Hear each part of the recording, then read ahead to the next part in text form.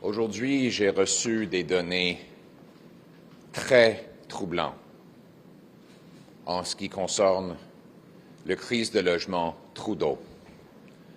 Le nouveau calcul montre qu'un paiement hypothécaire mensuel moyen au Canada est maintenant de 3 500 $.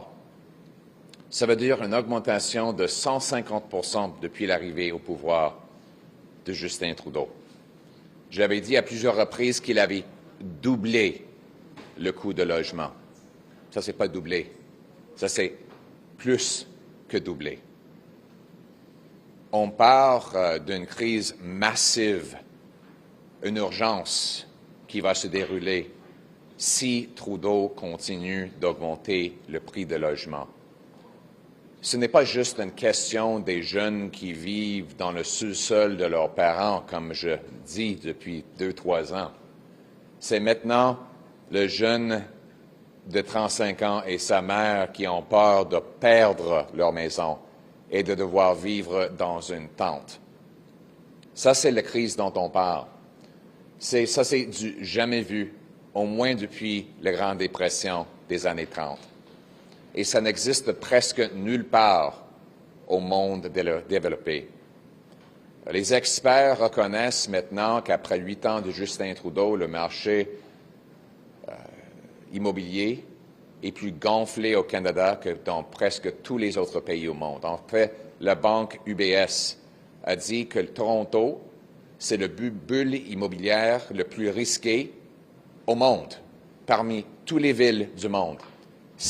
Toronto n'était même pas une bulle il y a 8 ans, selon UBS. Selon Demographia, Vancouver est le 3e, Toronto le 10e marché le plus cher au monde. Pire que New York, pire que Londres, pire que Singapour. Une île avec 2000 plus de personnes par kilomètre que le Canada. Ça, c'est le résultat des 89 milliards de dollars que Justin Trudeau a dépensés sur le logement abordable.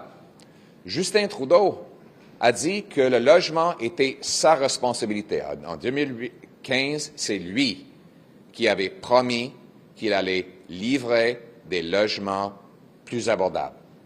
8 ans plus tard, c'est le double, ou pire quand on parle des paiements hypothécaires.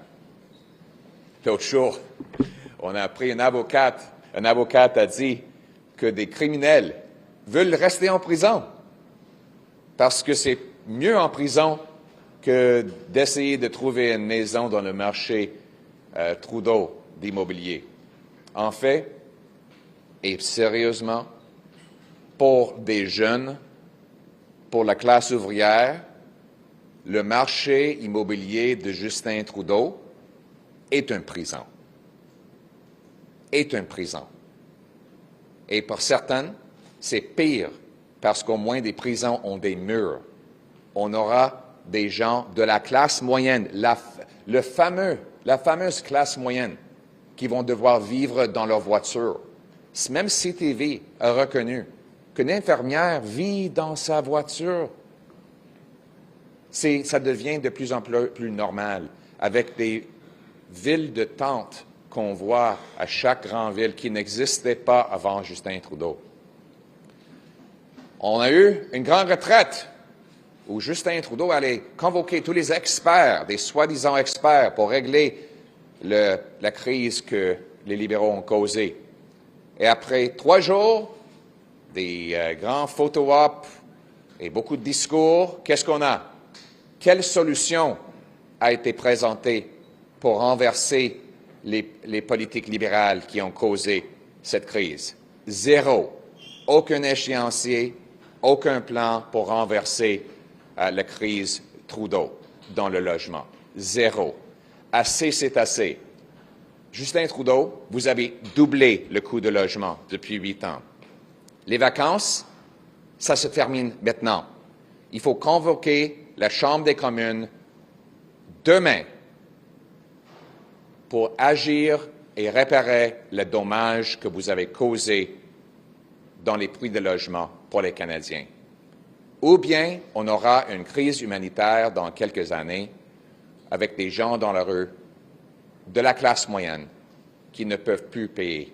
Si on convoque la Chambre des communes, le Parti conservateur va offrir des solutions. Premièrement, équilibrer le budget pour réduire l'inflation et les taux d'intérêt sur les hypothèques.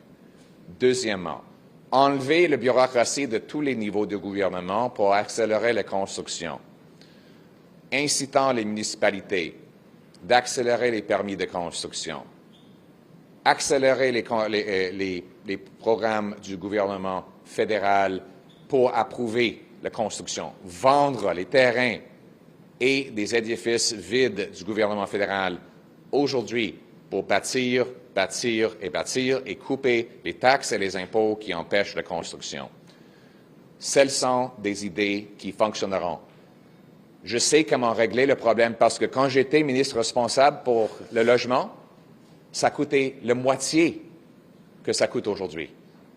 Donc, je suis ici pour servir le pays avant mon parti et je vais mettre le partisanerie à côté pour renverser la crise que Justin Trudeau a causée. Donc, convoquons nos députés aujourd'hui. Les vacances sont terminées. La crise Trudeau de logement est trop urgente. Il faut le régler maintenant, avec le gros bon sens.